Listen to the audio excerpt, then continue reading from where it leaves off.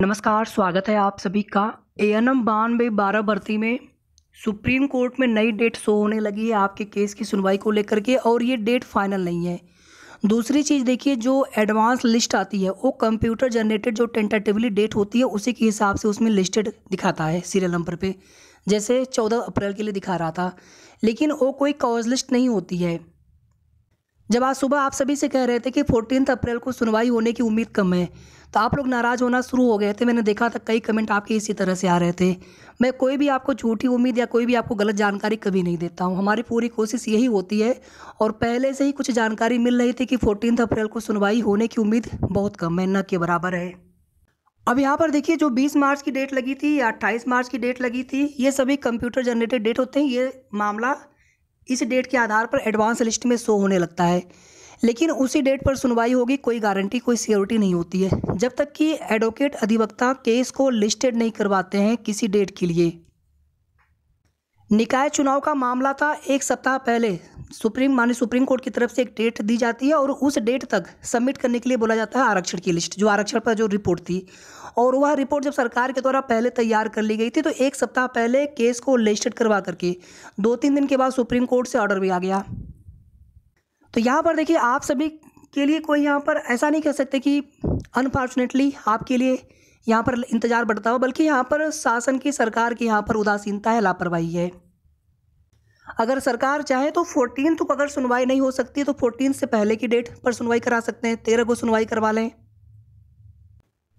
अब यहाँ पर देखिए, आप सभी, सुप्रीम कोर्ट की तरफ से chief justice of India has directed that the supreme court of India and its registries shall remain closed on Friday the 14 April 2023 on account of the birthday of doctor Bhimrao Ambedkar.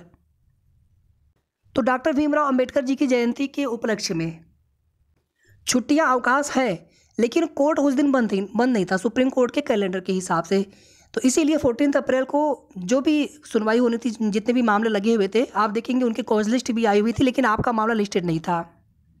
तो इसके बाद 14 अप्रैल को supreme court में अवकाश को लेकर के application दिया गया था सीजेआई को, और उसके बाद चीफ जस्टिस ऑफ इंडिया की तरफ से उस एप्लीकेशन को स्वीकार करते हुए 14 अप्रैल को माननीय सर्वोच्च न्यायालय की छुट्टी यहाँ पर घोषित की गई है। ये आज की डेट की थोड़ी देर पहले की नोटिस है, 11 अप्रैल 2023।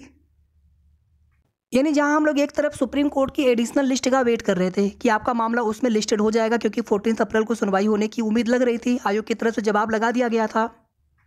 अब यहाँ पर देखिए, जो ये 21 अप्रैल की डेट लगी है, ये डेट भी फाइनल डेट नहीं मान के चल सकते हम लोग हैं, जब तक कि अधिवक्ता महोदय सुनवाई कराने के लिए उपस्थित न हो, सुनवाई कराने के लिए मामले को लिस्टेड न करवाएं। आज लेखपाल वाले में डिवीजन बेंच में मामला लगा हुआ था इलाहाबाद हाई कोर्ट में, केस पास ओवर हो जाता है, मतलब केस की सुनवाई कराने के लिए अधिवक्ता ही उपस्थित नहीं होते हैं। अब उन अभ्यर्थियों की क्या गलती है, रिजल्ट के लिए वेट कर रहे हैं, परेशान है वो। इसी तरह से आपकी भर्ती में यहाँ पर कोर्ट में सुनवाई कराना पूरी तरह से आयोग की, सरकार की जिम्मेदारी है कि केस को जल्दी लिस्टेड करवाएं। जो कुछ भी जवाब लगाना है वो जवाब लगा करके, प्रॉपर पूरी तरह से हलफनामा लगा करके, सही तथ्यों, सही जो भी सूचना मांगी गई है माननीय सर्वोच्च न्यायालय के द्वारा, उसको अवेलेबल कराते हुए हलफनामा के रूप में सुनवाई करा करके मैटर को फाइनल करवाएं। कम से कम जब तक यहाँ पर निकाय चुनाव वाली आचार संहिता लगी हुई है, कम से कम इस ड्यूरेशन में ही ये कोर्ट वाला मामला हो गया होता फाइनल, तो ताकि उसके बाद फिर आप सभी के नियुक्ति पत्र वितरण समारोह करवाए जा सकते हैं। माननीय मुख्यमंत्री जी से, आयोग के सचिव सर से यही निवेदन है हम सभी की तरफ से कि कोर्ट केस वाले मामले जल्दी फाइनल करा के आपकी भर्ती में नियुक्ति पत्र वितरण करा दिया जाए।